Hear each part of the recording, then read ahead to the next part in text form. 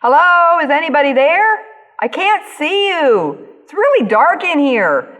Mr. Jeremy, can you put a light on? Hang on. 1 second. I don't like being in the dark. Whoa, that's so much better. There you are. Thanks, Mr. Jeremy. Wandering around the dark is no fun, and that is just what our good buddy Paul wants us to think about this morning. But first we need to do a little history lesson. Now today, if we're going someplace new, all we need to do is bring up the GPS on one of our devices, and it will give us the directions that we need. But it wasn't like that back in Paul's time. You see, there were no devices. What? And since Paul lived near the sea, he often traveled by ship on his many journeys.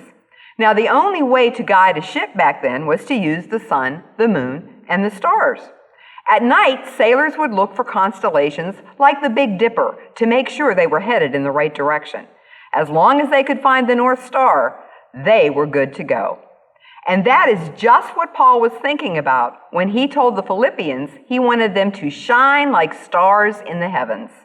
You see, people who don't know that Jesus loves them, who don't understand that God really does work things out for good, might think that the world is a really dark place right now. When things are tough, it's easy to feel lost and alone. But we who do know Jesus can be a light in their darkness. We can love on them, we can help them, we can listen to them.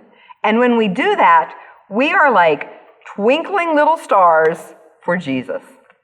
Now, Paul didn't make this stuff up. He got it straight from Jesus himself. Listen to what Jesus said in Matthew chapter 5.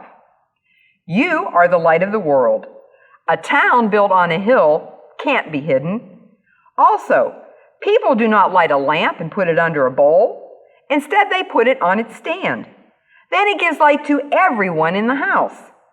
In the same way, let your light shine so others can see it. Then they will see the good things you do, and they will bring glory to your Father who is in heaven. When we help someone who is living in a dark time to see the light of God's love, we are spreading the joy of Jesus. This week, let's shine His love, His joy, and His peace everywhere we go. Let's light up the Lake Norman area with a heavenly light. That's right, guys. It's shine time. Now, later on, we're going to be taking communion at home. This is a time to stop and remember all that Jesus has done for us and to thank Him for dying to save us. Now, those of you who have taken the communion class will be sharing the bread and the drink with your families. But for those of you who haven't, know that God has a special blessing for you too.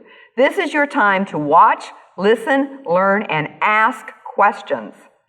So right now, I want to pray a blessing over you. So I'm going to reach out my hand, and I want you to touch my hand. I want you to keep your eyes open. I'm going to keep mine open because I am looking at you, and I'm going to ask Jesus' blessing on you.